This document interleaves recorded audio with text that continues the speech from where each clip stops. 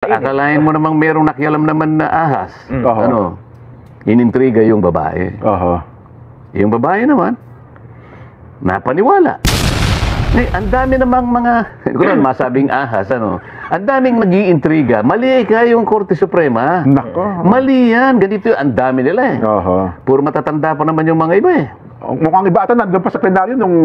Kung sa bagay, meron ding talata sa Biblia eh. Yung matandang ahas, sabi. Ay, oo, nako. Ang sinasabi dyan ng mga retired. Yung mga bumubulong yun. Yan, oo.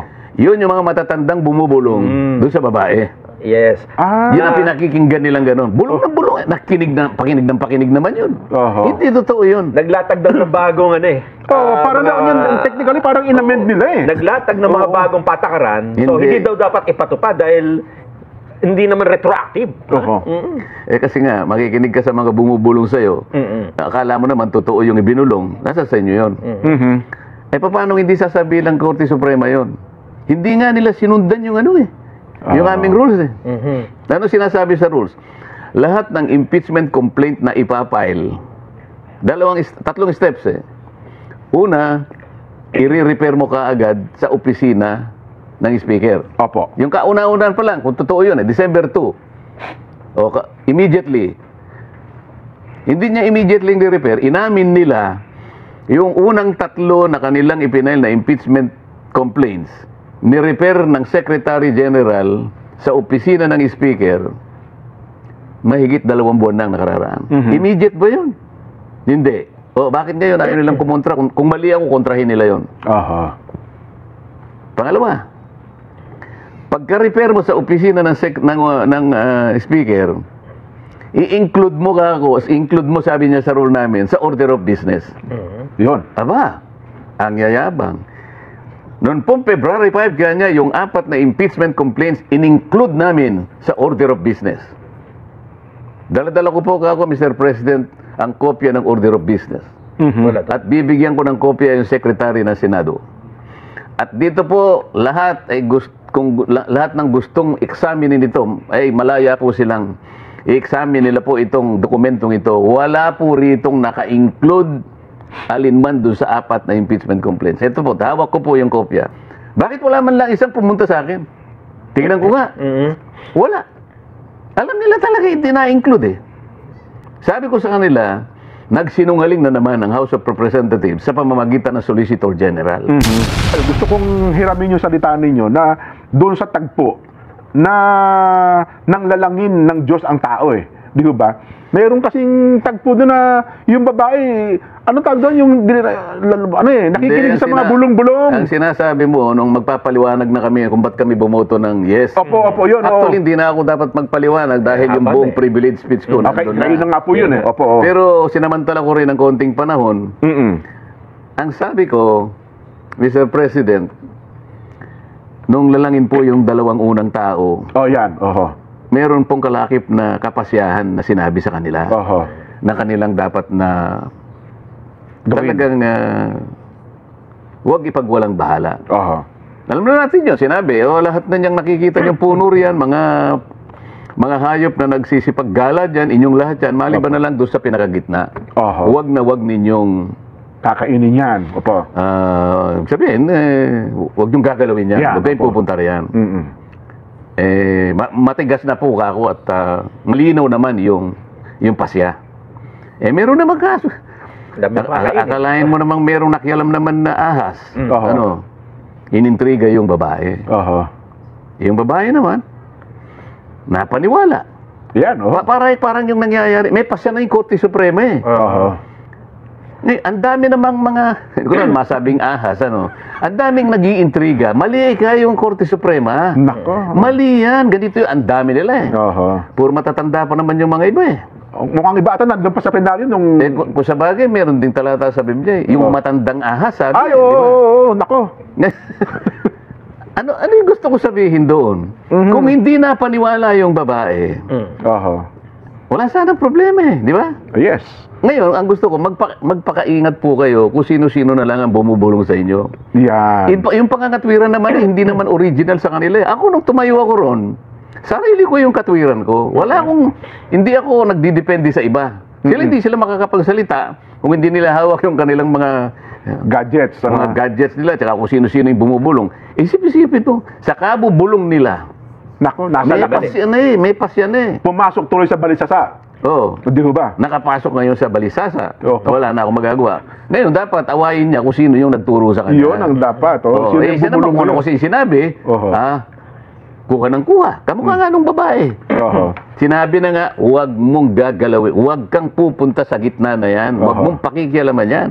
Abay, sinabi ba naman nung nagbulong Sinabi ba sa'yo na gano'n? Hindi totoo. Huwag kang maniwala. Ganitong gawin mo. Kumain ka. O yung asawa naman. Sabi ko pa nga, nagbiro ako Oo. Yun po yung kauna-unahang under-desire na natala sa Biblia. Sumunod Tumawa pala yung penalty. ganun, susunod ka. Bahala kayo. Oo. Ang daming bulong ng bulong. Ayan. Yung mga yun, matatanda. Matatanda kasi na talagang... Yan naman, binigyan din natin ng paliwanag. Opo. Lahat po ng bumubulong na yan, kahit na may kapasiyahan na, merong 3 pagkakahalin tulad dyan. Aba, oo. Magkakapareho sila sa 3 larangan. Oo, binanggit ko pa yan. Opo. Oo. Una, magkakapareho sila Oo. Yung una, hindi nila ni-review, hindi kailanman nila binasa ng masinsinan yung Rules of Procedure in Impeachment Proceedings ng House of Representatives. Mhm. Kasi kung nabasa nila yon, hindi sila bubulong na ganon. Opo. Hindi nila imamali yung mga tao na kasama ko ron. Mhm. Pangalawa, ito pa isang pagkakatulad nila. Sila'y paborito ng mainstream media. Suki lagi yung mga yan. Tama kayo. Oo. Mhm. Pangatlo, Mhm. wala silang pagmamahal sa mga Duterte. Oo. Di ba? Oo. Ganun silang lahat Kontra Duterte nga ang Well, mga yan. ganun. Wala namang yung merong magbubulong sa kanila na basta't ako yung objective ako. Oo. Ako balanse ako magtuturo sa'yo. Balanse ako magpapayo sa'yo. Wala. Nando sila sa 3 yun. Oo. Makikilala mo silang lahat. Isipin mo kung talagang sila ay nag-aaral lang. Inisa-isa ko lahat ng mali na ginawa ng House of Representatives. Mhm. Meron ba tumayo sa mga kasama na kinontra kahit isa sa sinabi ko? Wala. Opo. So, ibig sabihin, hindi sila kumontra sa mga sinabi ko na puro kamalian. Bakit ang sinasabi nila ngayon? Nagkamali ang Korte Suprema. Aha. Oo. Ang nagpasya, ang nagkamali daw, hindi yung hindi yung mga naghanda Dapat ng sana ako, kahit na paano, merong inaasahan ko noon, may mga tatayo doon, isa, 2 hanggang 3, o kaya gusto nilang tumayo lahat. Mhm. Kontrahin nila yung sinabi ko. Wala silang walang kinontra kahit isa. Halimbawa, sinabi ko, yung pong impeachment complaint, nakakalimutan po nilang lagyan ng verification. Walang kumontra. Sa tuntunin namin, dismiss yun Oho. Mhm. Bakit hindi man lang nakita ng ano? Kung halimbawa, natuloy ang impeachment din, Opo. natuloy kunwari. Oo. Yung unang araw pa lang, ipo-point out ko na padi-dismiss ko kagad yun Walang verification. Walang verification. Di tapos na kami. Isang araw lang, tapos na Mhm. Balikan nyo kako yung rules natin. Anong sinasabi dyan? Mhm. Pagka walang verification, sabi niya, it will be treated as a mere scrap of paper. Pag-uusapan pa ba natin ito? Hindi na. Motion to dismiss. Ayun na, magbobotohan na. Aha. Pero Pwede nang gamitin yung motion to dismiss kasi impeachment court na yun. Pero doon sa nasa, di ba, mayroong binabanggit kahapon, nasa pasya daw po ito ng Korte Suprema, parang ginamit ang termino, parang inaalisin na lang kapangyarihan ng mababang kapulungan na sila ang maghain ng impeachment. Para daw pinahirap natin ang impeachment process kung susundin ang naging kautusan ito ng Korte Suprema. Ang sinasabi dyan ng mga retired. Yung mga bumubulong yun. Yan, oo. Yun yung mga matatandang bumubulong doon sa babae. Yes. Yun ang pinakikinggan nilang gano'n. Bulong ng bulong. Pakinig naman yun. Hindi totoo yun. Naglatag daw ng bagong parang technically parang inamend nila Naglatag ng mga bagong patakaran. So, hindi daw dapat ipatupad dahil hindi naman retroactive. Kasi nga, makikinig ka sa mga bumubulong sa'yo. Akala mo naman totoo yung ibinulong. Nasa sa inyo yun. Paano hindi sasabihin ng Korte Suprema yun? Hindi nga nila sinundan yung yung aming rules Ano sinasabi sa rules? Lahat ng impeachment complaint na ipapile, 3 steps Una, i-repair mo kaagad sa opisina ng speaker. Opo. Yung kauna-unan pa lang, kung totoo yun, December 2. Immediately. Hindi niya immediately ni-repair. Inamin nila yung unang 3 na kanilang ipinail na impeachment complaints. ni-repair ng Secretary General sa opisina ng Speaker, mahigit 2 buwan nang nakararaan. Immediate ba yun? Hindi. O, bakit ngayon ayaw nilang kumontra? Kung mali ako, kontrahin nila yun. Aha. Pangalawa, pagka-repair mo sa opisina ng Speaker, i-include mo include mo, sabi niya sa rule namin, sa order of business. Yun. Aba, ang yayabang. Noon pong February 5, kanya yung 4 na impeachment complaints, in-include namin sa order of business. Dala-dala ko po ako, Mr. President, ang kopya ng order of business. At bibigyan ko ng kopya yung Secretary ng Senado. At dito po, lahat ng gustong examinin ito, ay malaya po silang i-examine nila po itong dokumentong ito. Wala po ritong naka-include alinman doon sa 4 na impeachment complaints. Ito po, hawak ko po yung kopya. Bakit wala man lang isang pumunta sa akin? Tingnan ko nga. Wala. Alam nila talaga hindi na-include eh. Sabi ko sa kanila, nagsinungaling na naman ang House of Representatives sa pamamagitan ng Solicitor General. Ang ipinakita niya hindi yung order of business, ang ipinakita niya yung journal. Iba po yung journal, iba yung order of business. Paano sila makikipagdebate sa akin? Kabisado ko yun dahil naging senior deputy majority leader ako. Tama po. Kayo Kaya automatic sinasabi ko doon sa mga bulong ng bulong, lalo na yung matatandang bulongero, hindi man lang nila tiningnan yung rules ng House of Representatives. O, ito pa yung pinakamahirap. Pagkatapos na ito yung ma-include mo, kunyari na-include hindi nga na-include. Kunwari lang, aminin natin na-include. Within 3 session days thereafter, i-repair mo sa Committee on Justice. Tanong, meron bang ni-repair sa Committee on Justice? Wala. Wala. Puro violation eh. Ngayon, ikakatwira nila. Hindi kasi, pinirmahan kasi ng more than 1/3. Basahin mo yung rule natin. Pagka ba pinirmahan ng 1/3 o higit pa, hindi mo na i-repair sa Committee on Justice. I-repair mo pa rin. Nandun sa section 2 eh. O, di mali na naman. Tapos wala pa. So, bakit wala man lang kumontra kahit isa? Kasi totoo lahat ang sinasabi ko. Kaya gano'n na lang ginawa ng Korte Suprema. Siya nang nagbigay ng guideline. Ganito po ang pagpapile. Ayaw pa nila. Gusto lang sabihin ng Korte Suprema, nakikinig kayo sa mga bumubulong sa inyo eh. At saka, Jensen, mapapansin natin na ang Korte Suprema, dun sa ginawang debate, ay nakasubaybay, ha? Oo, nakasubaybay. Siguro. Kasi may statement yung Supreme Court eh. Napanood na pakinggan nila. Kasi kung hindi sila nakasubaybay, hindi sila maglalabas ng ganito. Ang sabi niya, kinontra yata yung sinabi nung isa. Yun nga, we clarify that malingaw yung sa'yo. Yun nga. Kasi ang pinag-uusapan, desisyon ng Supreme Court. Kinontra ba ako ng Korte Suprema? Ito, basahin ho natin. We clarify that the Supreme Court's ruling in the League of Cities case was not unanimous. Hindi akong kinontra dyan. Hindi po. Pero may kinontra sila. Meron nga po. Yung kakulay po ng damit nyo. May payo pa eh. May payo pa rin. May advice. Ano yan? Please refer to the decision and resolutions published in the Supreme Court e-library and the Philippine reports. We are uncertain as to the source of the claim that the decision was unanimous. Diba? Hindi totoo. Paano magiging unanimous? Alam mo kung sino yung isang dissenter doon? Antonio Carpio. Mismong isa sa mga bumubulong. Kung isa siya sa bumubulong, siya mismo. Alam niya pala. Alam niya eh. Alam niya pala. Bakit niya binulong? Nako. Yan ang sinasabi ko eh. Kung ako doon sa binubulungan, pwede ba lumayo-layo ka na sa akin? Huwag kang bulong ng bulong. Kaya nga yung nung magpaliwanag ako, ang umpisa ko kagad, nung lalangin yung 2 tao. Huwag mo nang pakikialaman yung pasya, makapangyarihan yung pasya na yun eh. Isip-isip, nilalang ko nga kayo eh. Wala naman kayo dati dyan. Ako na nga gumawa sa inyo. Pati yung pamumugaran ninyo. Nilagay ko na dyan. Ito lang ang kapasyahan lang. Isip-isipin ninyo, lahat na nga binigay ko sa inyo eh. Yun lang isa. Alam mo dahilan kung bakit yung isa ay binawal? Nelson, Jen? Para lang makita ko susunod. Ayun. Test din, no? Kasi hindi naman meron ng demokrasya nung panahon na yun eh. Makapamimili ka naman talaga. Pero gusto lang niyang malaman, susunod kaya. Isa na nga lang ang utos, hindi pa nasunod. Isip-isipin. Yun, unang tao eh. Ngayon pa kaya, sa dami na ng tao ngayon. Sa dami ng bumubulong ngayon. Kasi nga nun, wala pang ibang kaya ahas lang ang bumulong eh. Oh. Hindi ba? Tama po kayo. No, pero ngayon maraming na naging tao, ahas, naging tao. Kaya kukunti na yung ahas ngayon eh. Tingnan mo.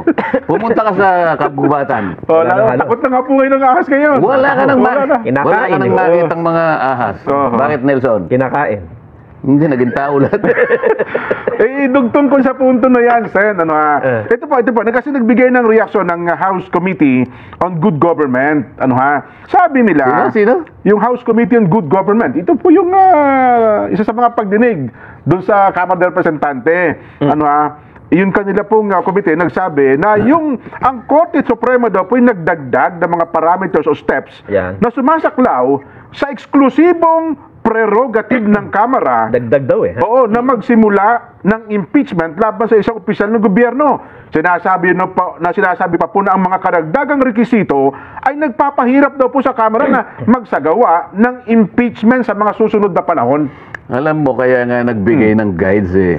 Nakita ng Korte Suprema, kahit na meron na silang sariling tuntunin, sila mismo ayaw nilang sundin. So, hindi ito bago. Hindi ito bago eh. Nandun na sa rules. Kasi sinabi lang naman halimbawa, kapag ikaw ay mag-exercise halimbawa, nakalagay halimbawa, very basic. Kasi kanya kapag tumatakbo ka ng matulin, ikaw ay matitinik ng malalim. Yes, lalo na kung wala ka sapatos. Opo, nakayapa ka kasi. Hindi magsapatos ka, di ba? Opo, oo. Tsaka huwag kang pupunta doon sa madawag na tatakbo ka lang, pupunta ka pa doon sa marami. Doon ka tumakbo sa maraming pusa. So guide lang yun eh. Walang Halimbawa, sinabi niyang magsapatos ka. Masama ba yun? Hindi ho. Requirements na ngayon yan. Alam mo, ginaguide ka lang eh. Hindi ka niya binabawalang manakbo eh. Iniingatan ka pa nga eh. Dahil nga wala nang, sabi ko nga sa'yo, wala nang maipuntos. Kung ano-ano na lang. Doon sa sinasabi na... Teka muna. Wala nang tayong box. Ito po, mamaya. Mamaya konti, oo. Doon sa sinasabi na... Teka muna. Yung dahil nga doon sa tumatakbo ng matulin, di ba? Ang pinagmulan kasi noon, may motion for reconsideration eh. Hindi natin, dapat hintayin natin yung finality, Sen. May motion pa, nakapending eh. Ang totoo, pinasasagot pa nga ang Vice President eh. Oo nga. Sinabi ko nga, nung nagtatanong si Senadora Pia Cayetano, siguro napansin ninyo, pagka sinabi kasing this decision is immediately executory, alam mo sa isang abogadong nakakaintindi, didiretsuhin ko na, hindi ka inaalisan ng karapatan na mag-MR. Nasa sa'yo yun eh. Parang, di ba, kung minsan, sige, park at your own risk. May gano'n eh. Hindi kita binabawalan na pumarada niya, pero bahala ka sa buhay mo. Kaya yung paghalimbawa ko kay Senador Pia Cayetano, Senator Pia, halimbawa ka ako eh, may nanliligaw sa'yo. Talaga namang... Talagang bang... Yan yung tagpo na nakapaligid na sa likod niyo yung apat na masaya eh. Hindi mo talaga type. Ngayon dahil sa ayaw mo na lang na... Siguro ayaw mo nang maistorbo ka. At naiawa ka na rin. Wala rin naman siyang pag-asa. Tinapat mo na. Hindi ko na sinabi kung ano yung sinabi mo, pero talagang tinapat mo na. Diniretso mo. Ayoko talaga sa iyo eh, parang gano'n. Naman na yung gano'n, basta umanap ka na lang ng iba o whatever. Yung isang pagpapasya na talagang wala ka na talagang kabuhay-buhay, kung pag-uusapan, yung pag-asa mong ikaw ay magustuhan pa. Pero sabi kong ganyan, tinanggap niya eh. Tinanggap niya eh, pero nakiusap.